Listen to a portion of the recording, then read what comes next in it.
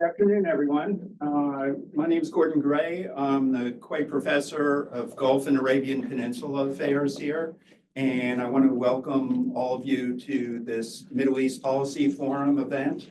It is possible thanks to a generous gift from the ExxonMobil Corporation, so we thank them for their continued support. I also want to thank Christian, who's dealing with all the IT goblins as well as other things. So if he looks more hairy than usual, he's got reason, but it's not his fault. Before we go to today's panel, I just want to mention our next event, which is February 18th in this room at 5:30 p.m. A former Prime Minister of Tunisia, Dr. Youssef Chahed, will discuss rebuilding democracy in the Arab world. But today we're talking about Syria. We've got a great panel. I'll introduce my friend and colleague, Sina Azodi, who will moderate the panel, and then he'll introduce the two panelists. As you may tell from the pin Sina is wearing, he's a double alumnus of the Elliott School, having gotten his bachelor's degree and his master's degree. So for the students of mine, you have a role model to aspire to. Last year, he earned his doctorate from the University of South Florida. His dissertation was on Iran's nuclear program. He's a popular professor here, and he's frequently talks to journalists and also writes op-eds. So, Sina, thanks for moderating, and over to you. Thanks, Gordon. Welcome, everyone. I'll be brief because we want to start the discussion pretty quickly. My right is Caroline Rose, who is the director of the New Lines Institute, where she leads and produces research on the intersection of defense, security, illicit trade, and geopolitical landscapes with a focus on the Middle East. Her portfolio at the Institute includes two projects, the project on the Captagon trade and a project on post-withdrawal security landscape. Previously, at the Institute, she served as the head of the Power Vacuums program, something we witness quite often. As of fall 2023, she's also an adjunct professor at Georgetown University's Edmund A. Walsh School of Foreign Service, teaching a graduate course on the nexus of illicit economies, armed conflict, and insecurity. Caroline has repeatedly briefed U.S. and allied ministries, intelligence agencies, embassies, and legislative bodies on the Captagon drug trade, defense, and insecurity in the Middle East, and their efforts on U.S. and partner interests. She holds a Master of Science in International History from London School of Economics, LSE, and a Political Science and Bachelor of Arts in International Studies from American University School of International Service. She tweets at Caroline Rose 8, or posts, right? And to my left is Qutaiba Idlbi, who is a senior fellow with the Atlantic Council's Middle East programs, where he leads the council's work on Syria. Idlbi was also the co-founder and vice president of People Demand Change, where he managed and evaluated governance, civil society strengthening, and peace-building programs in Syria, Yemen, and Lebanon. He's a 2013 Leaders for Democracy Fellow with the Middle East Partnership Initiative at the U.S. Department of State, and a 2016 Peace Exchange Fellow with the Dalai Lama. He received his bachelor's degree in political science from Columbia University and an associate degree in finance and banking from Damascus University. Thank you to both of you for coming. And I'm going to turn to you, Qutaiba, if you could go ahead and start. So tell us what happened. On November 27th, there's this offensive that begins in Aleppo, right? And then you have the fall of Assad, which was pretty quick and shocking. 12 days, yes. In 12 days. Tell us what happened. So I think a lot of factors, of course. First, thanks a lot for having us here. It's a great pleasure to be with all of you. There are, I think, both external and internal factors that led us to where we are, and I'd like to focus more, I think, on the internal factors. On the Assad regime side, let's not forget things started in 2011. Basically, with an uprising Syrians were demanding freedom, democracy, a new form of governance, and then it turned into a civil war between the regime and its own people through a popular movement. What happened to then, we can talk about a lot of dynamics, but basically the main dynamic that happened there is the complete breakdown of Syria's military, reaching to the level, if we remember in 2015, after Iranian intervention, Qasem Soleimani traveled to Moscow and asked Russian President Putin to intervene in Syria. Russia came in basically in September 2015, but if we notice on the military level, for 6 months, Russia was not able to make any advance in Syria, despite the heavy Air Force intervention that it was leading. And what Russia noticed very quickly is that there is no more structure of the army that it can depend on. And as Russian and Iranian officials, say a lot, or said more, after December 8th, we can support allies, but we can't just fight on behalf, the wars of our allies on their behalf without them contributing. So what Russia did between September 2015 and March of 2016 is basically to put together any forces it can put, mainly volunteers from regime supporters in Tartus, in Hama, who are capable of fighting, and basically provided air support to that force. And that was successful for Russia at the time between 2016 and 2019 to win back the majority of the areas they lost. However, the problem there is one that wasn't like an official structured military force. It was more of a militia with a heavy Russian air support. So in a sense, that militia was built its own ideology only on fighting under Russian air support. It never actually fought between, or rarely like the components of those fought between 2011 and 2015. So it didn't really experience the heavy fighting without international support. So that kind of like create, I think, a big gap for the regime, because that meant that in the absence of Russian air support, this force could no longer stand any attack. And that's what we've seen on November 27th.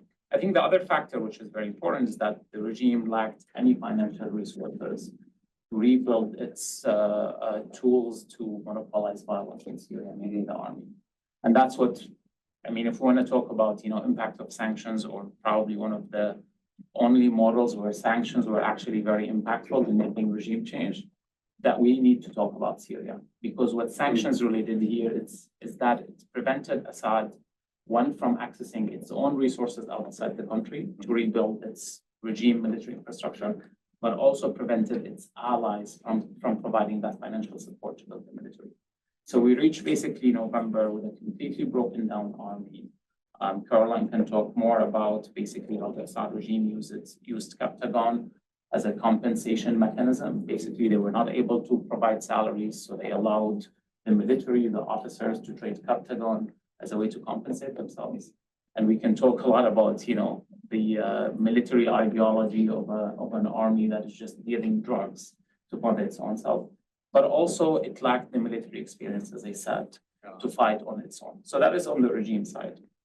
What also has been missing from the conversation is also how the rebels, especially HTS. Sorry, we can't hear you in the back. Could you project, please?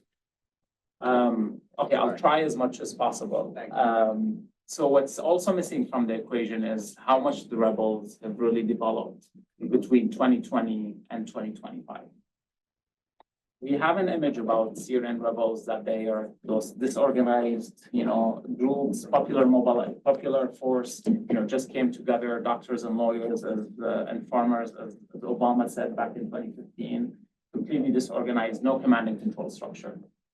That was a reality between 2012 and perhaps 2019, but that ceased to be the reality after 2019. What happened after the regime winning in late 2019, early 2020, there was a complete reorganization of the rebels themselves. And while we are now talking about this new coalition of HTS and other rebels, I can tell you it's not actually a coalition, because there was a complete integration of those rebels into this new body that HTS, soft launched since November 27th.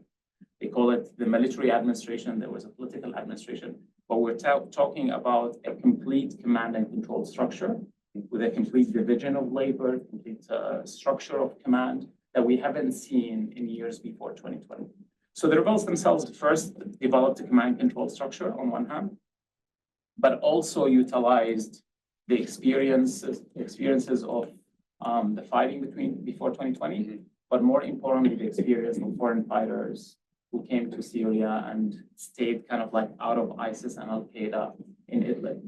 Where HTS put the experience of foreign fighters in Idlib after 2020 is mainly the military academy it built. So back in 2012, foreign fighters who came to Syria, especially those who served in Russian special forces, they noticed, I mean, I remember seeing videos in like 2011, 2012, people shooting like this. For any military experts, you know, you watch these videos and you're just counting the dollars being wasted, you know, by just shooting without aiming. That completely changed. Some of those foreign fighters basically established what we can call a small military academy back in 2012. It was called Hama Tactical. For those of you who can go into the dark web, you can find some of their videos back there. But basically, they established kind of like the foundation for this military academy that HTS took to another level after 2020, where basically every single fighter had to go through at least 6 months of training. That is just the basic before you going into specialties. So the military academy was between 12 to 24 months, depending on your specialty, and no one goes to the front line without having to go through that academy. Last but not least, so the operation, basically, the preparation for this operation started at some time in 2022. We remember HTS did an operation in 2022 where they tried to target the Syrian Minister of Defense in Homs at the military academy graduation. There were a lot of speculations about the attack itself. People were talking about, oh, wow, HTS has a high drone capability, launching drones all the way from Idlib, 120 kilometers into Homs.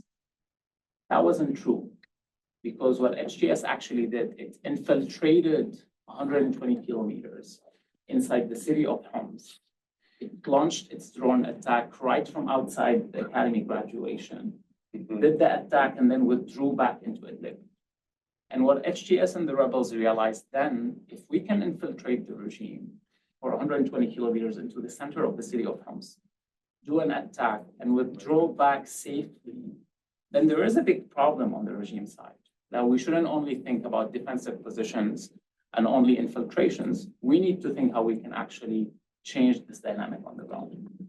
I mean, we can talk a lot about the preparations, but I think the most notable items to think of is, one, all of the fighters went through this operation, went through the same training. They had one command structure they followed.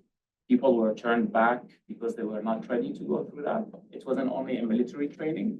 There was actually training on how to deal with civilian population, about the laws of war, on how to actually work with minority communities. So there was clearly a more political, social aspect to this operation, again, that we've been completely missing from HTS side. But I think also more notably, there has been a good usage of technology. On one hand, the drones that were developed in Idlib, with or without, I know there are no official confirmations, with or without support from some European countries and some European allies, but also the development in tactics. Like one major issue in the collapse of Aleppo is what HTS actually did. When they launched the operation, at the same time, they basically sent what they called Mghimasis, or the Red Bandits is the new brand name. Basically, they sent fighters behind enemy lines. They attacked the military, like the command room, basically, that leads the front line, and they killed everyone there. So when they launched the attack, soldiers basically on the front line were without leadership. And they were communicating, they thought, oh, the officers actually ran away. But in reality, the officers were just completely taken out. And that caused all the collapse we've seen in the first 48 hours, leading to the city of Aleppo. And basically from there, it was just the domino effect into the rest of the country. Caroline, before I come to you, I do have a follow-up question. You mentioned this reorganization of the HTS forces, right? That, you know, from 2011 to 2019, I don't know, this establishment of the so-called military academy. Was this, you know, supported by anyone, or is this something that they realized that they were disorganized, we have to change things? How did this happen? If you can explain to us. So the organization actually, I think, was Reorganization. Yeah, it was really motivated. Okay. And it went through different stages. So starting 2014, especially as Sharia basically started to break away from the umbrella of Al-Qaeda that he worked under, starting in Iraq. That is when the first coalition started. So he went back basically to allies like al-Sham, like the Islamic Front at the time. Basically, that's when the idea of like reorganizing, working under one command started. It started with a collaboration. If you remember, I think it was the operation, it was Jaysh al-Fatah, the operation was called the Army of Fatah, and then it was targeting basically liberating Idlib province. But then basically every year they were taking this model to a new reality. It started with, again, like being in the same military room, dividing, weapons over different groups, and then each group would target one front. But then they realized by 2017, 2018, that there needs to be a civilian leadership. So HTS told the groups, we've seen your experiences managing civilian areas. We don't like it. You can stay on the front lines, but you can't really manage civilian areas. If you accept that models, we'll work with you. If you don't accept it, we will fight you until you're out. So they established that model between 2018 and 2020. In 2020, the main reason the regime actually was able to, in a lot of areas in Northwest Syria, is the lack of or the weak command and control structure among the groups. So each group was coordinating with the other one, but they were making their own decisions. So, for example, the rebels were advancing in northern Hama, while a group basically in East Idlib decided, oh, you know what, this seems like a very heated fight, we're just withdrawing out of here, which basically caused the collapse or like the fall basically of almost all of northern Hama province and southern Idlib province. What they learned from that after like that experience, HTS went to all the rebel groups. You can stay on the front lines, but we own your command structure.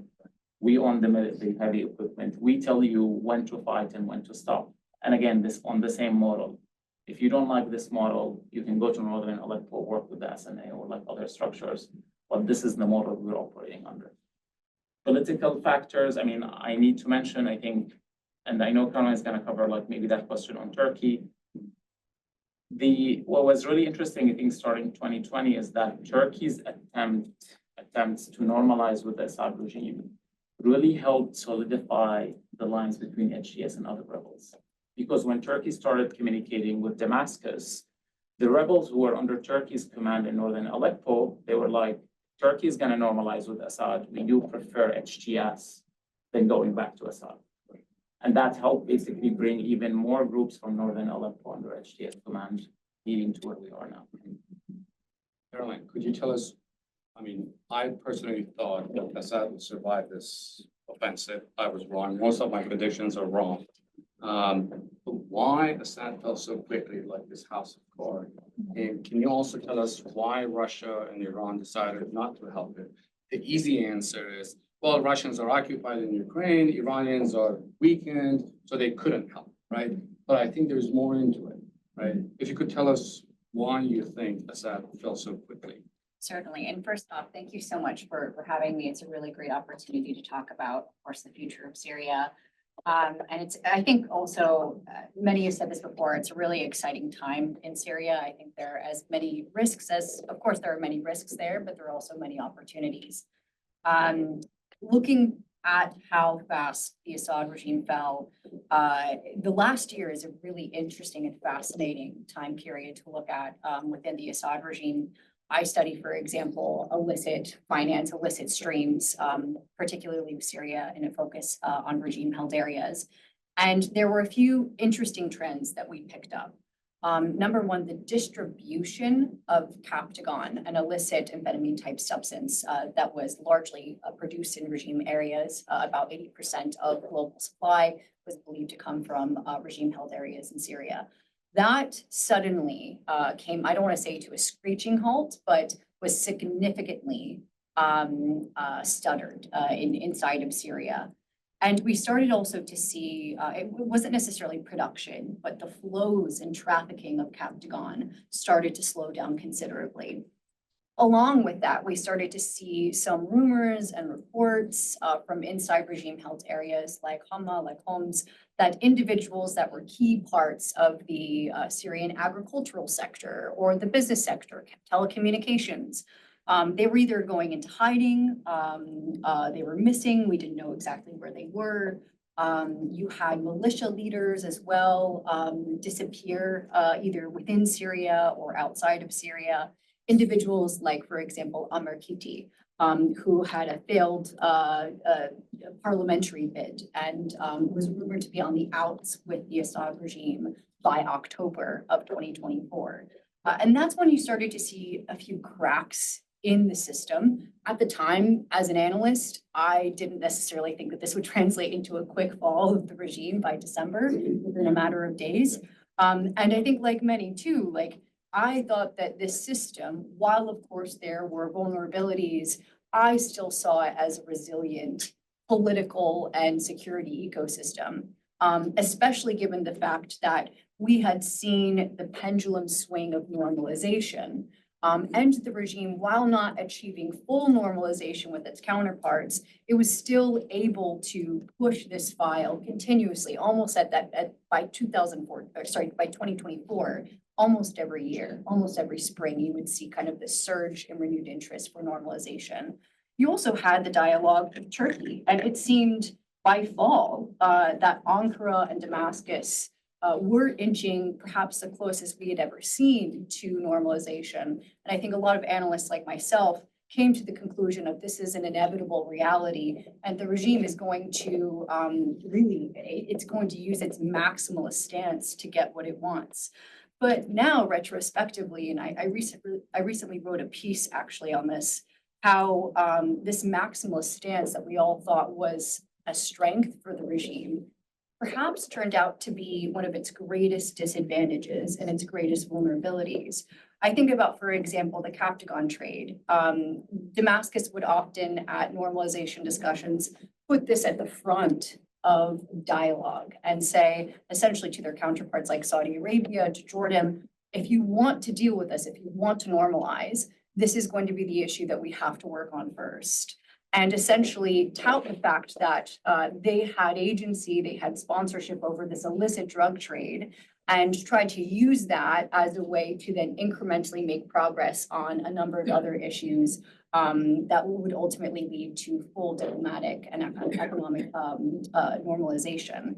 And I think actually that aggravated a lot of its regional counterparts. And when you see, after the offensive started to make its way from Aleppo incrementally towards the capital Damascus, you saw a series of phone calls take place.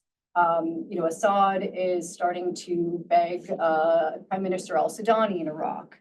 Then you see this very vague and ambiguous call of support from the United Arab Emirates. You start to see some signals in the Gulf, but it's not all actualizing into material support, even into financial assistance for the regime. And I think that that was either indirectly or directly a response and a result of the fact that many of its regional counterparts had grown tired with the regime's maximalist stance, and it would not budge in negotiations. And who's to know? I don't think that there's been really a deep dive or an investigation or series of interviews with diplomats that were involved in those calls. But I'm very curious to see what history will show in those last days of the Assad regime and what the calculus and what the decision-making process was in the region when it came to, how are we going to really let the regime down? I wouldn't say down easy, but, how are we going to retract the support? I think that with Turkey, it was very fascinating because as this offensive was happening, you saw a ton of shuttle diplomacy all to Ankara.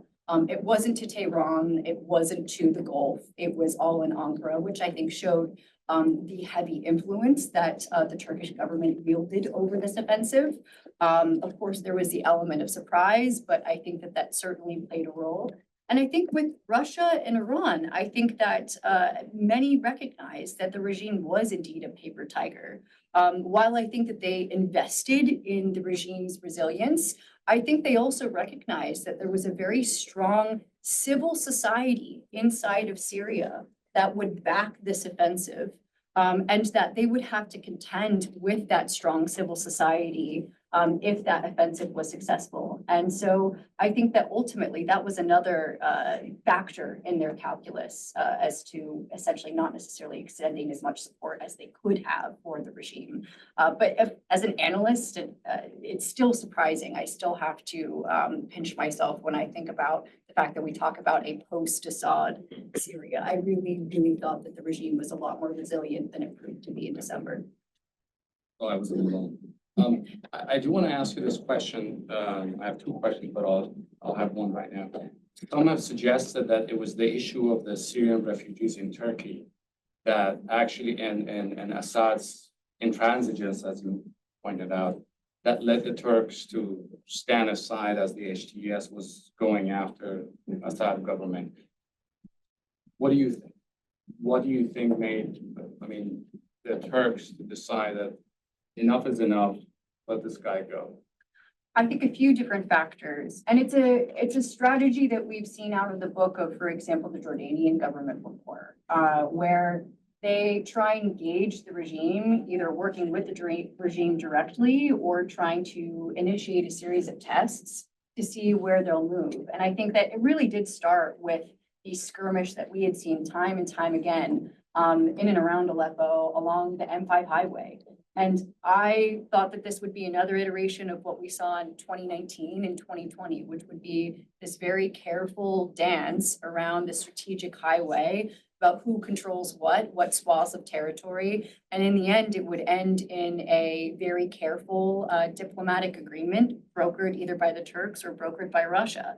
And I think ultimately that was one of the incentives for Ankara. They wanted to try and test the regime, see how fragile it would be, and try and see what they could get as leverage with Damascus. Then, of course, trying to make headway with the repatriation of refugees. Also potentially try and test the security landscape in the Northeast with the SDF.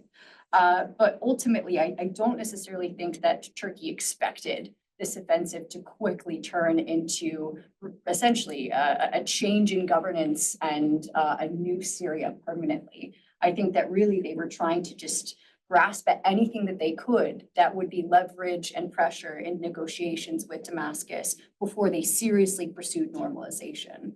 Also, ultimately, I think that they were also trying to create a more conducive environment that would prep them for a successful offensive in the Northeast.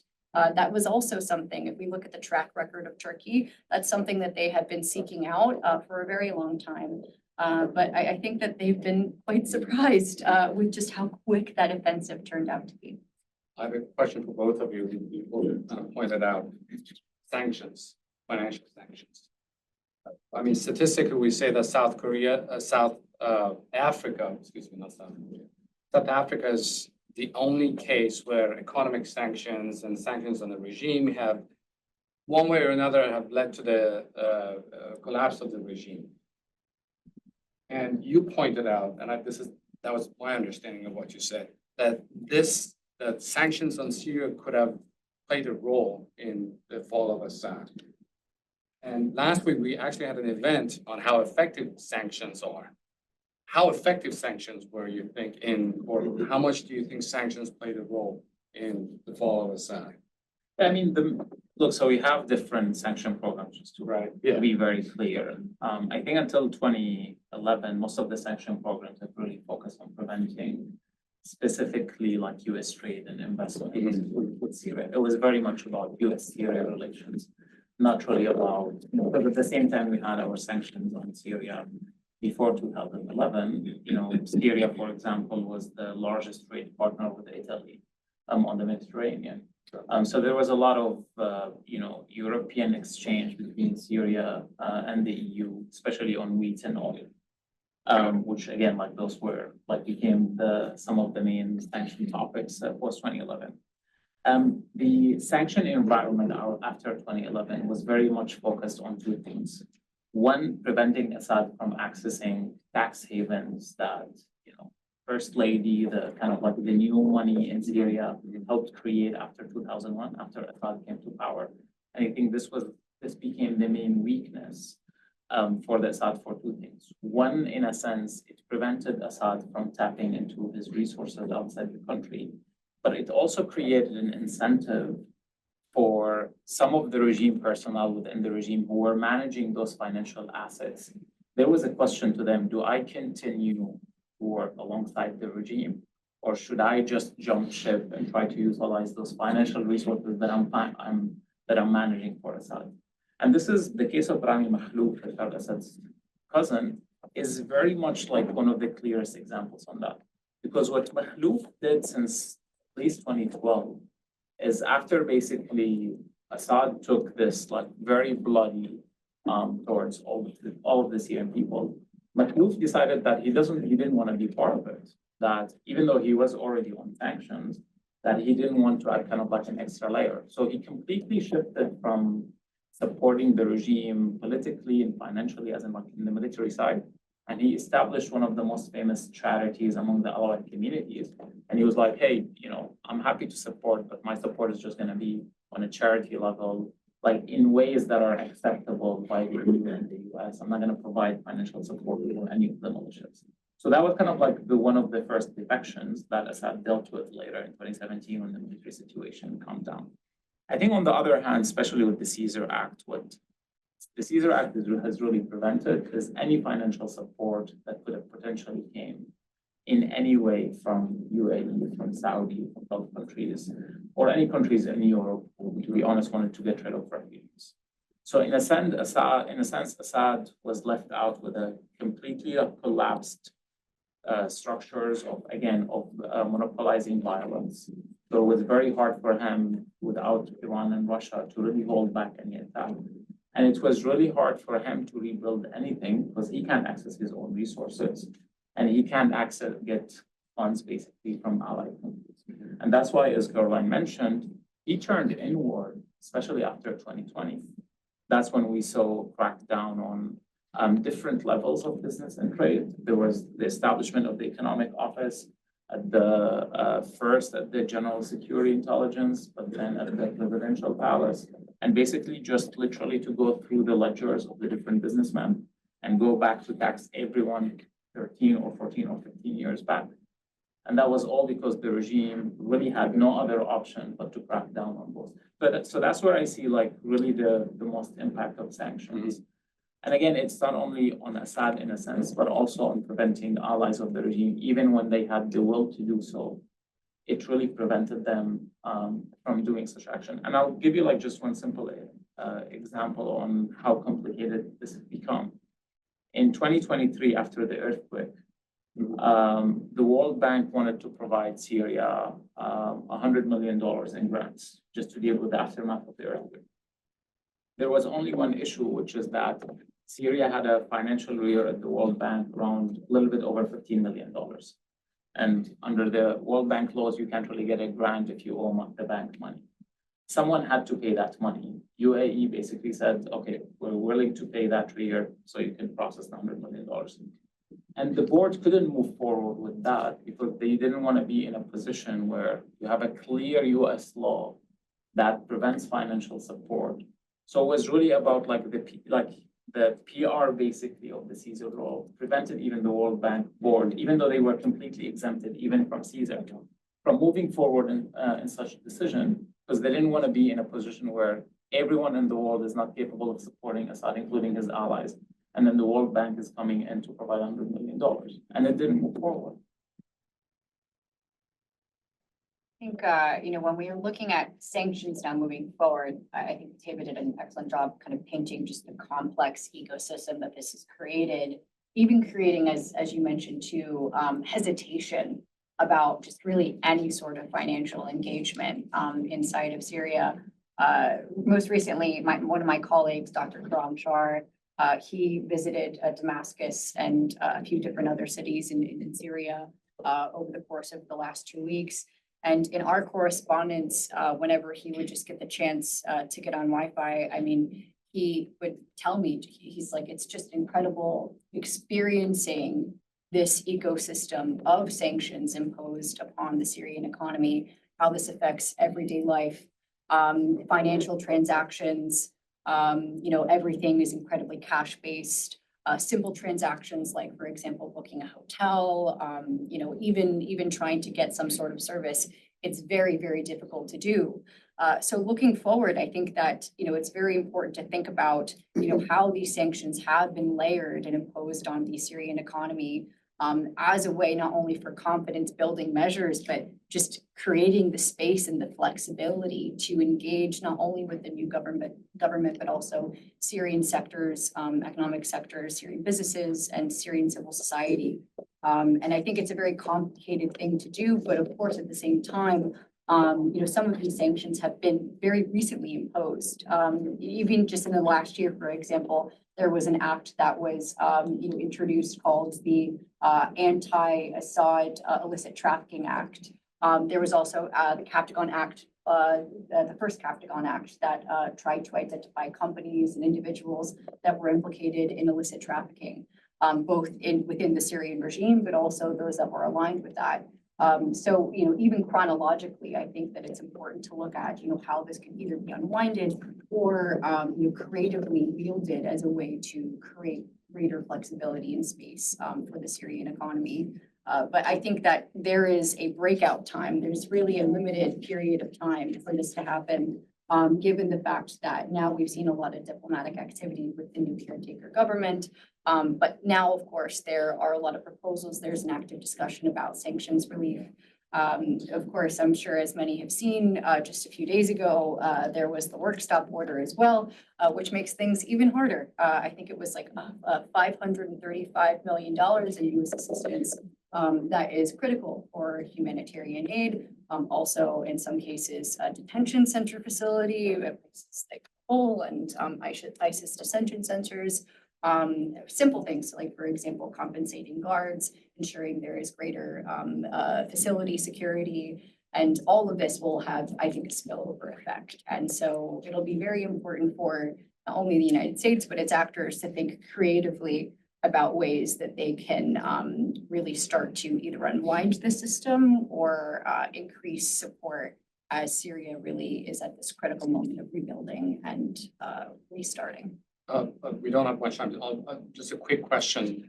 Gerges recently published an article in Foreign Affairs, and it draws a pessimistic view of the future of Syria, and he kind of warns on this authoritarian trap that, yes, the Assad family is gone, but he specifically says that the odds are stacked against a smooth political transition in Syria. Is he right or wrong? I mean, my personal approach is stop stoning and roll your sleeves up and get to work.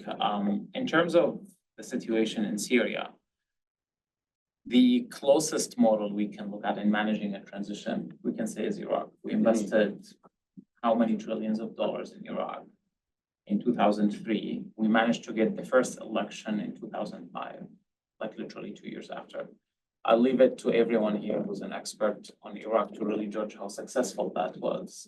But all of that just to say, this is definitely a mission impossible. No one is saying this is going to be just a little tour in a flower farm. Look, there are a lot of challenges in place. I think what we need to build on is how responsive the current authorities are to pressure, how willing they are to change. And I think we can't really ignore just the last 15 years where you had a group of people who went to fight US forces in Iraq under the umbrella of al-Qaeda, perhaps because they were ideologically close to it, because it was the only umbrella to fight, the US occupation of Iraq, basically shift in 15 years to where they are now is something we need to acknowledge and something we need to appreciate. Again, that trend, this is not a PR. And there are a lot of conversations about HTS is trying to be, just to run a PR show. We need to see actions. We have been seeing actions, not even in those 50 days, but in the 5 years before that. HTS reached out to Druze and Christian communities in the province in Idlib, and 99.99% conservative Sunni community basically in Idlib. Still, they reach out to Christian and Druze community and they were like, how can we help rebuild your places of worship? How can we help bring back your displaced community back? What kind of like freedom of practice do you need in your own areas? That happened in 2022. There was no pressure, there was no PR, there was no kind of like this international outreach. So the steps are already there. What they're doing right now is they're just continuation of where they started. Is it going to be, I'm not saying, I'm not in the kind of like phase where we need to sing the praises of HTS, absolutely not. But let's really hold them accountable to the lines they are setting, and let's work with them. If they're actually moving 2 steps forward, we need to meet them in the middle. Yeah. This is where the conversation on sanctions come in. Because again, I think it's completely, we can talk about addressing US national security interest and using all the ways to get our interest as the one power globally. But is that fair to the standards we set to ourselves? Is that fair to the Syrian people? I think absolutely not. We have all of those sanction regimes we imposed on Syria and on Assad because of Assad's behavior, that now we're saying, oh, we need to keep those sanction programs because we have some interest we want to get out of Syria. I don't think that is good for our national security interest or good actually for the ethical standards that we sometimes set for ourselves. In terms of like how we deal with the situation, right now, again, we've gone through a state collapse on December 8th. The reason we haven't seen a lot like Baghdad, a lot like Tripoli in Libya or other places is because Syrians are on auto-discipline. And this is something we need to really applaud the Syrian people for. All of the communities in Syria are on auto-discipline because they want this experience to succeed. Right now, again, considering that state collapse, the priority for a year or two is going to be at least security, food, energy, and fuel.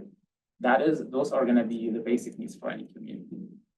The question for me on political transition is how much support are we going to put to actually help the Syrian people reach transition? We as the United States. As the United States or the international community, yeah. Because, I mean, HTS started a process, or the interim authority started a process where they're trying to build kind of like a more grassroots approach for the upcoming national conference, which is great. Basically, they went to each district, they asked them, choose 3 to 5 people who represent the economic, political, and ethnic and religious diversity, from your neighborhood. So there are a lot of actually districts who, nominated people who are actually pro-regime. Politically, like very well known names who are pro-regime, but they have the support from their own communities.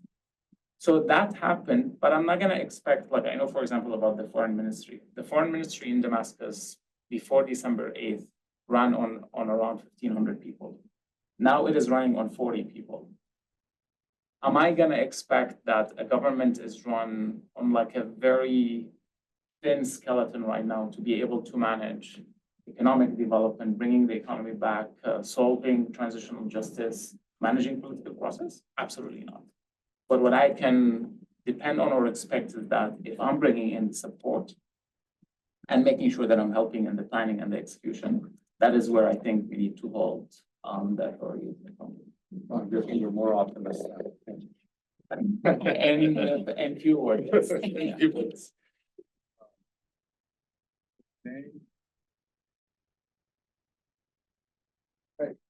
Please introduce yourself, raise your hand, and ask the question loud. Sure. Hi, Molly Siddiqui. I'm with the Department of State. And I just have one quick question for you guys, is that with the advent of like the new Trump administration, there's been kind of like a lot of questions about the roles that the US troops would play in the SDF region in northeastern Syria. How do you see the future of the SDF if the US were to hypothetically pull out its troops, or if we were to play a reduced presence?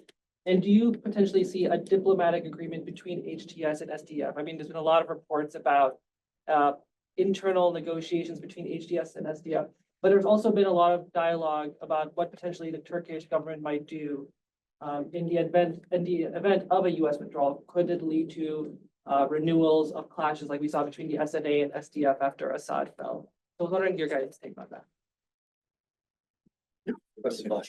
Absolutely. And also just quickly, tack something onto Qutaiba's excellent point about sanctions relief as well. As you were making that point of holding sanctions relief as an act of leverage, it's almost like that's taking a page from the exact strategy of the former regime in many ways. It's somewhat maximalist.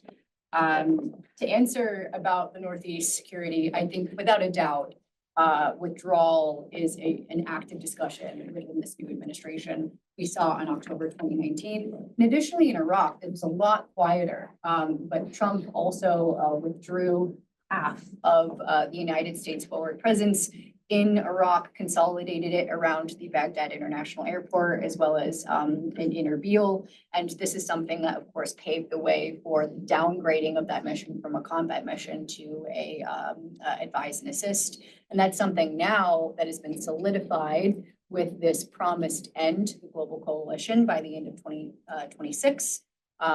There is some discussion about that being extended to 2029. But ultimately, I think that this creates a pathway for this administration to conduct not only a withdrawal, but a very speedy, quick withdrawal that might even look like an evacuation. When it comes to SDF capacity, if you look at the quarterly Operation Inherent Resolve reports that are submitted to Congress by the Office of the Inspector General, they'll say that the SDF is quite capable when it comes to countering ISIS and conducting anti-ISIS operations on their own. However, they're still dependent on a lot of U.S. assets and even U.S. assets in Northeast Syria. They're dependent on our presence in Iraq, in Erbil, and in Baghdad for ISR, for air support, for logistics, for supply lines. And so really, I think that if the United States even conducted a partial withdrawal, for example, they just announced that we have 2,000 forces in Northeast Syria instead of the expected 900. It's very likely that we'll see a number of things slip. One is, of course, detention security, facility security. We already have seen that slip a few times. And in many cases, when, for example, there is a threatened Turkish offensive in the Northeast, that's always one of the first things where the alarm bell is rung about. Professionalism amongst the guards, sometimes the guards leaving their posts. And then also the fact that many of these operatives, these ISIS operatives, are trying to actively stage and coordinate breakout attempts. And then additionally, there's also the fact that ISIS in the Badia and also in the Northeast, they've been also increasing their strikes, not only against active duty personnel posts, but also SDF posts, also against the new government in Damascus. And so with all of this, I think that without a doubt, ISIS, like many other external actors, are going to try and exploit this space as much as they can. And the SDF, I don't think, will be able to do that alone. When it comes to security reform, it's very clear that the ANES, the SDF, they're trying to achieve some sort of kind of semi-autonomous status, like we've seen, for example, with the KRG in Iraq. There are pros and cons to that model. For example, there's been this budgetary crisis between the federal government of Iraq and the KRG. There's a lack of coordination, lack of intelligence exchange. So I think that this new caretaker government is very right to try and push for full integration and full security reform, while of course respecting the SDF's capabilities and capacities. But I think that it's going to be very difficult to see. Very quickly, just on that, I think on the long term, the main issue is that the current model is not sustainable, neither for us nor for Syria. The SDF has a good presence now because of US support, but since December 8th, they're facing more and more issues of legitimacy. Because unlike Iraq, the majority of areas that are controlled by the SDF are Arab majority or almost 100% Arab communities. It's like basically KRG in Iraq, includes Nainawa, Tikrit and, Kirkuk provinces all together. And there in no way anyone rational can tell you this is a sustainable model. I think on the long term, what would be helpful to see is to have a national CT force or CD service similar to Iraq where you can bring in acceptable members of the SDF, those who are Syrians and those who are not members of the PKK. So like you at least manage things with Turkey. And then you create a partnership between the US and that counterterrorism service in Syria. Because also in the long term, like the main issues for the coalition is continuation of the mission, basically have a local force or local partner that when we have to, we can work with them without dropping, $500 million like we did in the first day of the ISIS coalition back in 2014. So having that mission, that local partner is important. Two, basically, is the logistics itself. ISIS prisons right now are all in eastern Syria. And security-wise, this is the worst location you can have for Iraqi and Syrian ISIS prisoners. From security perspective, I can tell you if we need to have ISIS prisons in Syria for all of the ISIS criminals, those needs to be like in the far west part of Syria, away from the desert of Iraq and Syria. How do you manage that basically with the SDF only limited to those areas? This is a big question. And then the third and more important, just also in terms of winning hearts and minds, the SDF as a Kurdish dominated force can naturally manage well the processing of Al-Hol and Rosh camps, basically majority Arab communities who are detained. We don't know what to do with them. How do you release them to the community with the process? This can't be done. I mean, we're just going to talk completely like social. This can't be managed by a Kurdish dominated force. I think the good thing about managing that by the authorities in Damascus is that maybe this is where you bring that Salafist jihadist background into practice, is they know how to address the ideology of those communities in ways that the SDF cannot as a Marxist leftist Kurdish background. So I think what we should expect as the US government is to see how would Damascus really manage the CT service, how would they deal with the prisons on the long term, where would they need our help? But third and most importantly, what would be the process to dismantle those detention camps in Roj and Aleppo? So in the first days after the collapse, we were all calling, and there was always this narrative that was just out of reach, and it was that there was all this diplomatic activity before the fall of the regime. It was the Russians, it was the Turks, there was a cleric who goes to Hungary, and they call Trump together with Orban and say, okay, I'm ready. I'll get rid of the Russians and the Iranians. And Trump says, I will have nothing to do with Syria. That was his answer to that. How much was going on behind the scenes where they all were trying to make him change and he simply couldn't do it? Was there a lot of that happening? Between the November 27th and December 8th.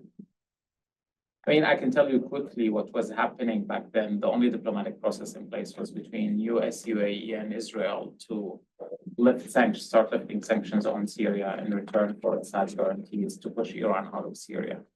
That was the only process in place. I think, as Caroline mentioned excellently, everyone else had lost hope on Assad.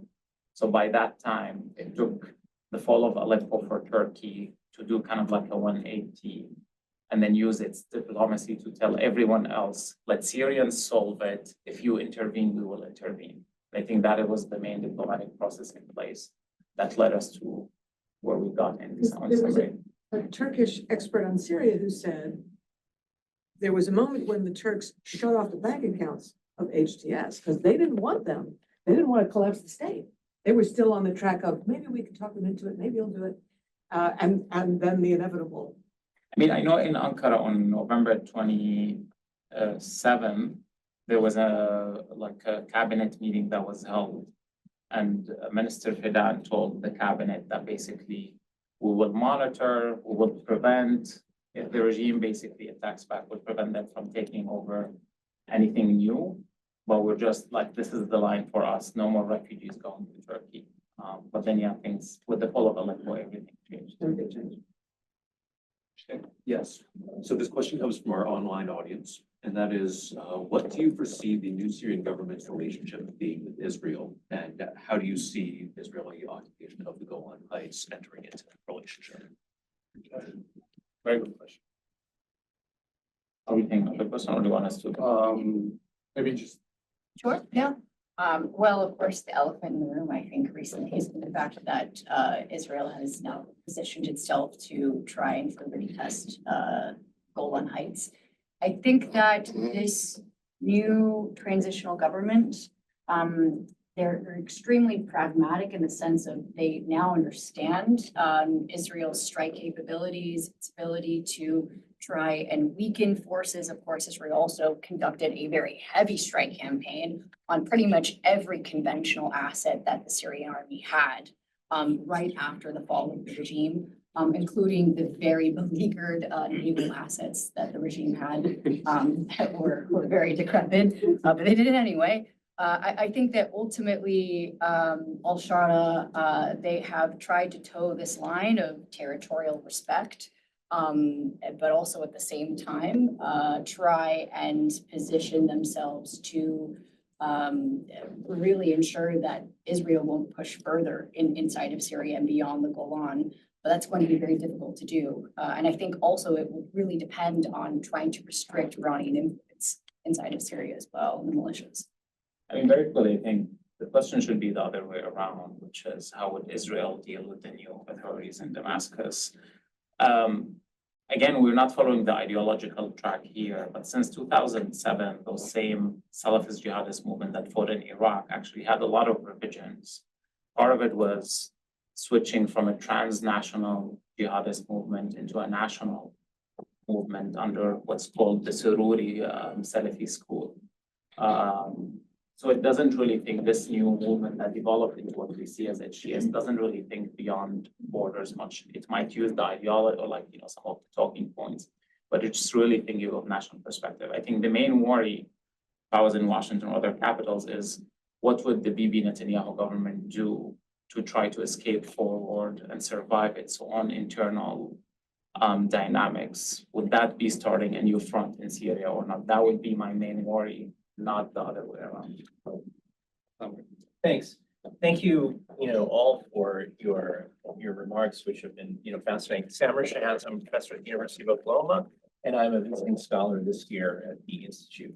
So thanks for speaking about Israel. That's part of my question, but the other part is about the UAE. And so I want to ask, what the UAE's involvement post-December 8th has been, if any, and what it's likely to be in the future, in the context of course, the UAE being the most vehemently anti-Islamist of all forms and varieties in the region and anti-democratic since 2011, whether it was Egypt in 2013 or Yemen in 2015 or Libya or Sudan. And so what has been their activity and what is likely to be their future attempts to influence the trajectory of Syria's future? I mean, I can tell you what we know. Because some of those are really inside conversations in Abu Dhabi. What we've seen, there were early attempts to utilize, for example, some of the rebel leaders from the south who reached Damascus early and try to announce kind of like a new government using the prime minister. And it was just because the prime minister was afraid enough of the rebels coming from the north. He basically said, no, absolutely not. I'm not going to announce a new government, knowing that the rebels are arriving to Damascus like hours later. So that kind of like put the brakes in place. I think there are definitely, at least what we're seeing publicly, there has been some attempts to kind of try shift the situation, build some partnerships, especially through Ahmed al-Audi in Dar'a, who is linked and supported by Abu Dhabi. I think the only problem facing the UAE is that, again, this is not Libya or Sudan, where maybe in 2012, between 2012 and 2016, they had those partners that can utilize. But everything that came after, like the breakdown of the Southern Front in 2017, that the United States, UAE, and Saudi basically sponsored, it took all the power from Ahmed al-Audi, like basically their guy in the South. So when we got to 2025, they really had no strong partner to work with. And I think this is the case, again, I'm going to go back to the beginning of what I said earlier. This is not a coalition of rebels that are ruling now Damascus, like HTS and other rebels.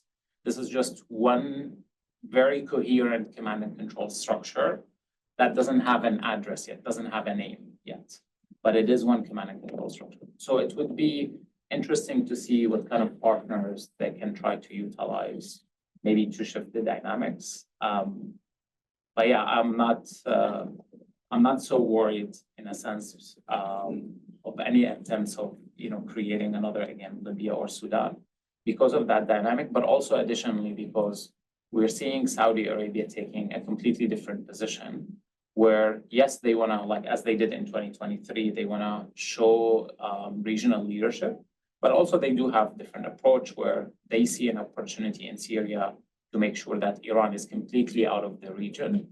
And that kind of like contradicts completely with where UAE see things there.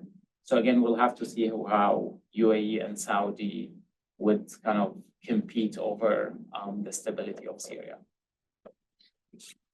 Man, go ahead. Okay. My name is Nora. I'm a student here at GW, and I'm taking advantage of this being about the future of Syria with people who are very well versed. In February, we have the Syrian Alliance for Syrian American Alliance for Peace Building is having a advocacy day on the Hill with key policymakers. So we were trying to draft the white paper, and the people that are working on it are all doctors, so I don't think they have like the technical skills. So I was wondering what kind of advice would you give us to how should we approach these policymakers? And because Biden re-signed the Caesar Act, and I don't think Syrians can wait until 2029 for the sanctions to be lifted. It's something that 90% of the population lives under the poverty line. So what kind of talking points do you guys recommend? And how do we approach these policymakers? Certainly, and I also think Qutaiba would be an excellent person to answer this as well. I'll be very quick. I think that just reviewing conditions in Syria, making that very apparent in some sort of letter, going physically on the Hill as well, trying to get interest in as variety of different, I would say like pinpointed elements of Syria, humanitarian assistance, the opportunity of engagement, democracy. There's so many different, I think, elements that congressional representatives would be interested. And I think that, yes, this new administration, there are difficulties, but also I think there are opportunities for creativity. And so, yeah, I think Qutaiba also would be. No, Syrian Americans have been probably one of the most successful diaspora advocacy / lobbying, at least from the Arab world in the last 10 years. Not because I'm Syrian American, but I think I have my own biases, sure I have to say. But they were really 200 years ago, I was an Iranian. So this is, I think, great. I think for those efforts to be successful, one, of course, you need to have a clear agenda. I think bringing up the problems like in advocacy is good. But if we want to look at the successes of Syrian Americans really bringing change in US policy on Syria in the last 14 years, it is when they provided specific solutions. The Caesar Act is an example. It took 9 years for the Caesar Act to pass, adding like the drafting and everything. Basically, it took 11 years to be in the war. But basically, it took thinking about the solutions, but also very importantly, working with policy professionals. Syrian American policy professionals, there are a lot of them in DC. I always tell, Syrian American, especially doctors, this is great. In Damascus, we got rid of one doctor who left the clinic and came to politics. It's great if you want to join politics, but you need to do that. Like, this is not a side job, not a side hobby. It's great to support. It's great to be here. But I would always say, and this is, I think, to any American community here, build institutions, because only institutions can really do meaningful change in Washington, D.C. there are a lot of priorities in terms of sanctions, in terms of US national security priorities. So my second advice would be, you need to think as Syrian American, not only as Syrian. You're not just Syrian advocating in DC. You are Syrian American, so you need to really think what US national security priorities in Syria are. And all of them are about security. They are about the future of like the ISIS mission in all of its components that we mentioned. It is about regional security and thinking of the timeline of political transition. And it is about Syria's position within this global power competition. Something, for example, the new administration in Damascus is trying to present itself as to have more balanced approach between everyone. And I think even though we don't talk about it as publicly as President Bush did, we are in this era of, if you're not with me, you're against me. So trying to play kind of like this balanced role may not work very well, especially with the current administration. Hi, everyone. I'm Marcus from CFR. Thank you very much for being here. You clarified a lot. Really quick question, Caroline. What do you foresee the Captagon trade looking like in the next months to a year? It seemed like to be an incredibly crucial part of the Assad regime, and now it seems to be literally going up in flames. So how do you foresee the trade kind of evolving or potentially ending?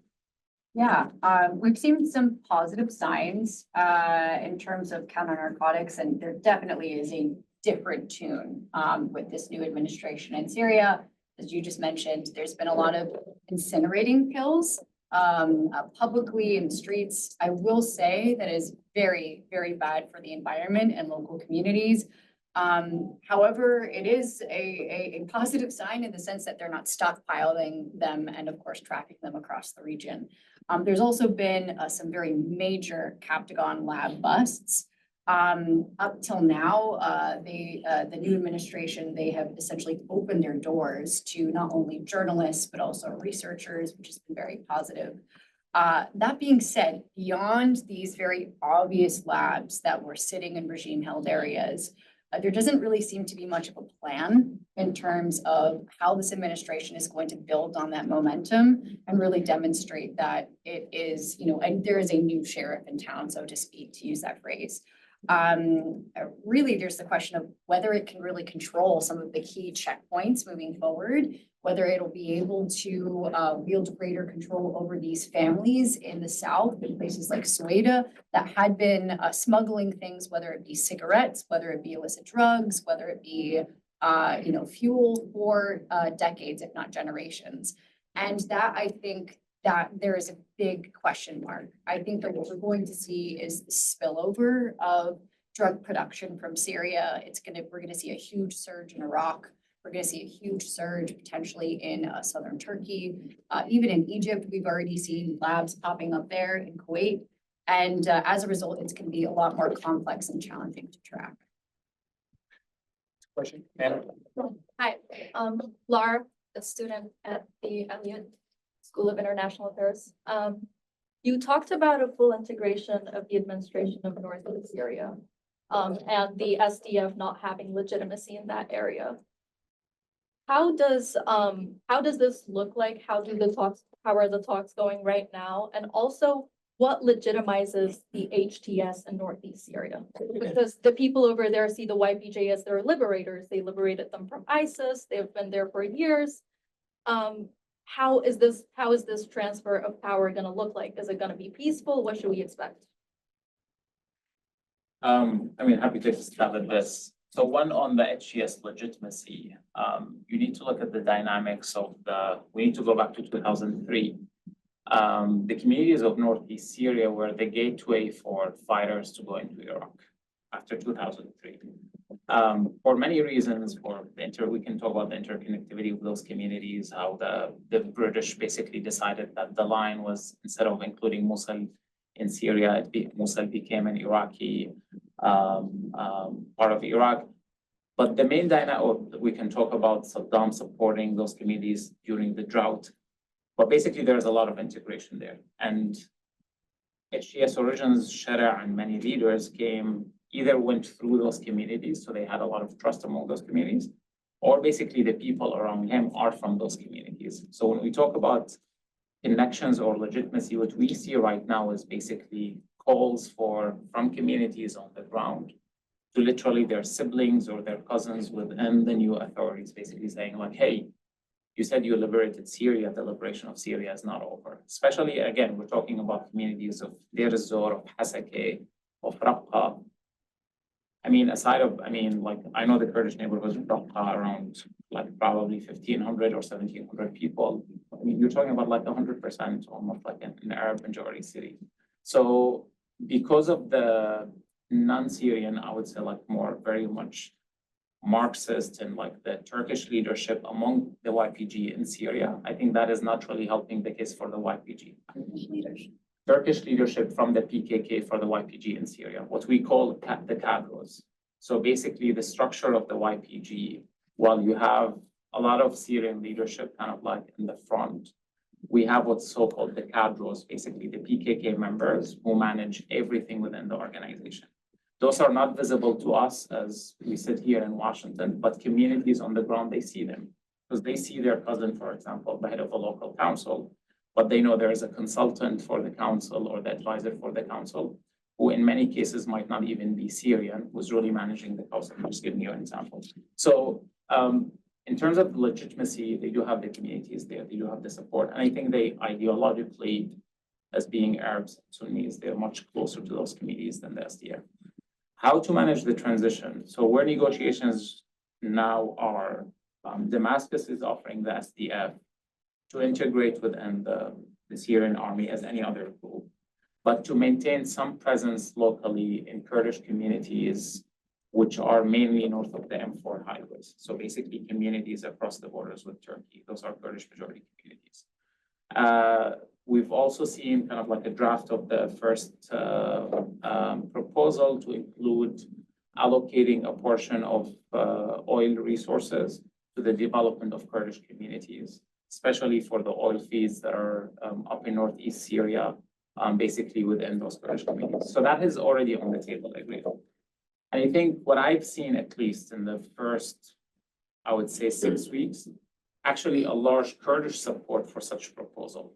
A lot of Kurds are actually saying, I mean, I'm originally Kurd, but I'm what's so-called Arabized Kurd. Like we grew up in central Syria. We don't speak Kurdish, so by the terms of Marxist leftist Kurds, we're not Kurds enough. I'll call But you a communities, thank you, appreciate it. But communities in the north who are living there, they're saying, you know what, like this is a good deal. Like we're getting more than what we had in 2011. Again, sharing resources, having, you know, our rights, our language acknowledged. You need to accept the proposal. The only problem I'm sensing is that the SDF, they feel right now that they might have a better chance to get more on the table because of the new administration. And I think it's a very much dangerous attempt because Turkey have signaled to Damascus that they will stop military operations to give those negotiations a chance. And I think it's very good to give those negotiations a chance because I don't want to see SNA groups basically marching from all the way from Manbij all the way into the borders with Iraq. This is not good for anyone, not good for Syrians, not good for the Kurdish communities of northeast Syria. I hope that the negotiations directly between Qamishli and Damascus are taken more seriously. And maybe as soon as we get Syria leadership at State Department and at the White House, I'm assuming those are the signals they will also hear from Washington. Pursue those negotiations, get a realistic solution, like don't be maximalist. And I'm optimistic because right now everyone is saying, let's do this peacefully. We don't want to do a military operation. So I'm optimistic for now. Unfortunately, that's all the time we have. We could discuss this for a lot longer, but our guests have places to go. So please join me in a round of applause.